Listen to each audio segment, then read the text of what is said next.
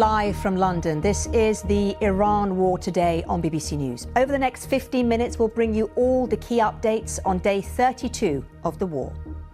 Well, let's start with today's main developments now. President Trump launches another tirade at his allies, telling them to learn to fight for themselves. In Lebanon, Israel says its forces will occupy parts of the south as a security zone, even once the war with Hezbollah is over. Iranian drone and missile attacks continue across the Gulf, with a giant Kuwaiti oil tanker struck near Dubai. Airstrikes on the Iranian city of Esfahan send a massive fireball and plumes of smoke up into the sky. This all comes as Israel's Prime Minister claims the country's military aims are more than halfway complete, but doesn't give a timeline for when the war will end. Well, Donald Trump seems to be losing patience with America's allies, angrily telling countries to fight for themselves and get their own oil from the Strait of Hormuz. This impatience has been a familiar theme of the past few weeks, with President Trump regularly lashing out at America's closest diplomatic friends. Well, now there's concern the US could abandon old alliances altogether if President Trump's demands are not met. Well, this was the US Defense Secretary at a Pentagon briefing, doubling down on the president's message.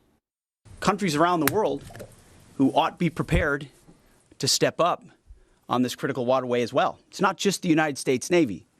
Last time I checked, there was supposed to be a big bad Royal Navy.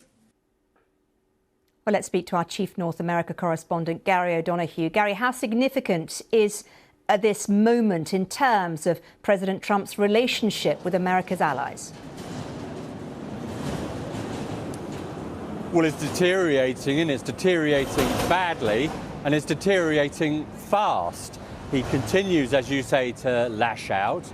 He also continues to criticise them for not helping, particularly with the Strait of Hormuz, where a fifth of the world's oil and gas flows from the Gulf out into the Arabian Sea and to the rest of the world. You've seen those pictures of Iran managing, despite being pounded for 5 weeks, nearly 5 weeks, pounded, still able to hit a huge tanker docked in Dubai, carrying 2 billion barrels of oil. So his frustration is continuing, and he's directing it particularly at the United Kingdom, who he says were promised an aircraft carrier, which they didn't, then dismissed the Royal Navy, and now the Defense Secretary also saying there's meant to be some sort of great Royal Navy, and where are they? So this wrath is directed particularly at London.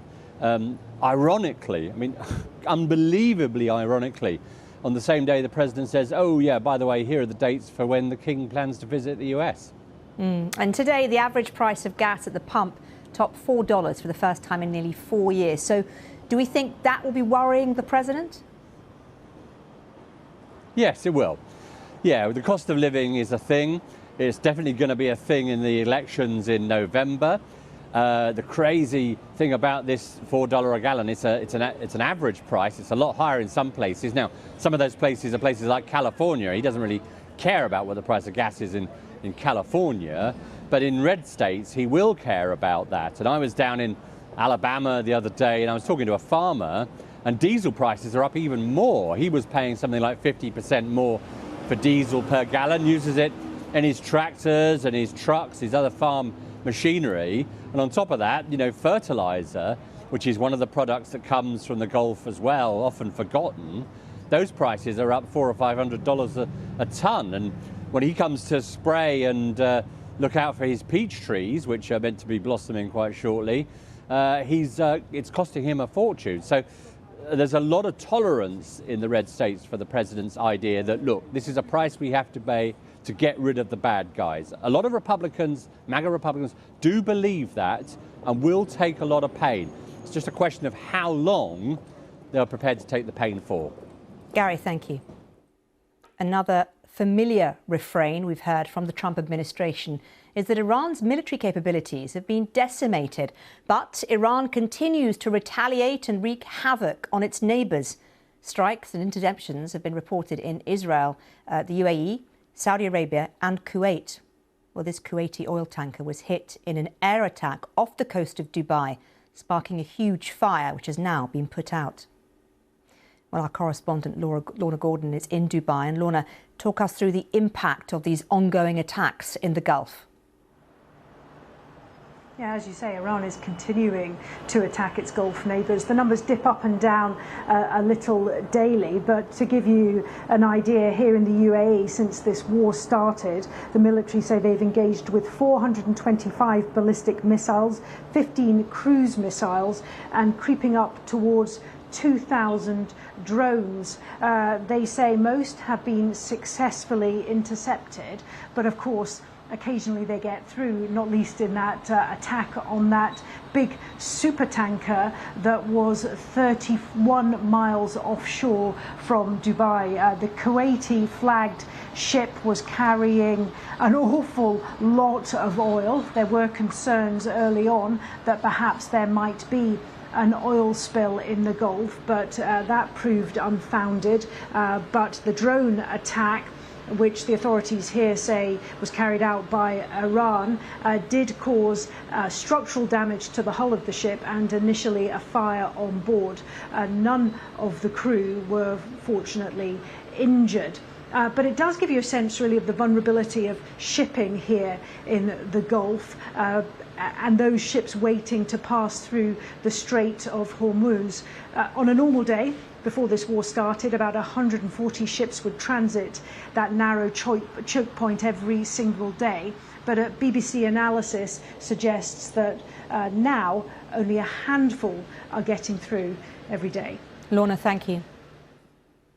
Well, let's turn now to another front line of the war. Israel has said it will destroy all homes in Lebanese villages adjacent to the Israeli border and keep security control of a large swathe of South Lebanon, even once its current conflict with Hezbollah ends. Well, Israel's defence minister dubbed this area a security zone. These pictures were shared on social media and verified by our BBC Verify team. It's said to be an Israeli strike on a building near the road leading to Beirut's main airport. Well, let's speak now to our correspondent Lina Sinjab, who is in Beirut. Lina, what's the situation there and what do people make of Israel's security zone objectives? Well, I think the announcement that came today was prepared for over the past 3 weeks of the war, with more Israeli steps taken to declare this area as a buffer zone, as a security zone. People were talking about imminent occupation of the south, and that's what they were worried about. And the announcement today came to, confirm their worries and concerns. Controlling this area, controlling the south of Lebanon as a security zone and forcing hundreds of thousands to leave this area, even if the war ended, constitute a threat for the residents of the south. Even though some have left, were forced to leave, there are still hundreds of thousands inside the south of Lebanon. Some, including Christian villages, today came out to make a statement that we're not leaving, we're staying in our towns and villages. The Israelis said that they are going to destroy more and more villages and homes across the border, something they've started last week, but the announcement to say that they are going to reach towards the Litani River is also a shock for the residents. That's even more than 10% of the total territory of Lebanon. Earlier in the week, the government said that the presence of the Israeli troops on the ground violates the country's sovereignty. They called on the international community to help end this conflict. They were ready to negotiate, to have direct negotiations with the Israelis, but the Israelis seem to be determined in their objective to eliminate any threats coming from Hezbollah towards North Israel. They went even further to say that, and I quote, the 600,000 civilians who've fled will not be able to go back unless the north of Israel is secured. And this is really, attacking the safety of many residents who are worried about when they will be able to go back and if this is going to be a lasting occupation like the one that they've lived for 18 years, starting 1982. Lina, thank you. Let's turn to the human impact of the war now. We're now in the 32nd day of this conflict and thousands of people have been killed across the region. Millions have been displaced, tens of thousands have been injured. In Iran, more than 3,400 people have been killed, according to a US-based human rights group. In Lebanon, authorities say 1,274 people have now been killed and more than 1 million have been displaced. Israeli authorities have reported 19 deaths, mostly from missile fire.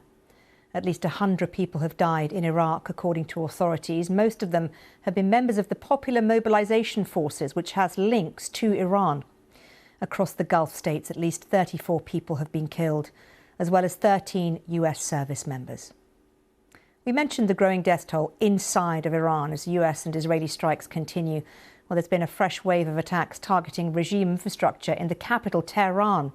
We've also verified these images of a large explosion in Esfahan, a central Iranian city, which is home to several military facilities, including nuclear facilities. It's currently very hard to contact people inside the country, with an ongoing internet outage imposed by the Islamic regime. But some people are paying hefty prices to connect using services like Starlink, and they've sent messages to our colleagues at BBC Persian about what life there is currently like. Take a listen. I'm tired and worried. The past few days have been terrible in Tehran. It's not just the number of strikes. They sound even more horrific to me. I'm starting to lose hope, but it is what it is. At some point or another, the war would have happened. I had the chance to leave Iran years ago, but I decided to stay and experience these days. I sometimes go out during the day when I can, and Tehran is lovely during the spring these days. I'm starting to get used to the war. Well, since this war began at the end of February, President Trump has frequently upended the traditional way of doing diplomacy, angrily calling out America's allies who he believes are not doing enough to help. He's lurched from asking NATO and European allies for help to outwardly accusing them of disloyalty. And his growing irritation comes with a threat that the US could abandon its old alliances altogether. Our correspondent James Landale explained how important a geopolitical moment this could be.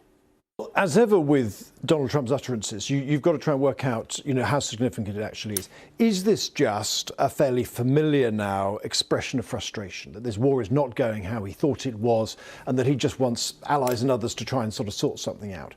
Is it, secondly, a prefiguring of his intentions? Is this a signal now, by saying that the allies need to get more involved in opening up the Strait of Hormuz, that he is now contemplating declaring victory, withdrawing without the Strait of Hormuz being reopened? Or is it, thirdly, something even more significant that some of your guests have been talking about earlier this afternoon, namely a threat to the future transatlantic alliance and an undermining of NATO, simply by Donald Trump saying yet again, we will remember that the allies did not come to our aid here, so in the future, the suggestion being that the United States will not come to the aid of Europe if, for example, in coming years, there were to be further Russian aggression against European allies. So, as ever with Donald Trump, we have that full panoply of options, an expression of frustration or potentially the beginning of the end of the transatlantic alliance. James Landale. Whether you're joining us on YouTube, TikTok, Sounds, radio or TV, thanks for your time. We'll be back at the same time tomorrow with the Iran War Today.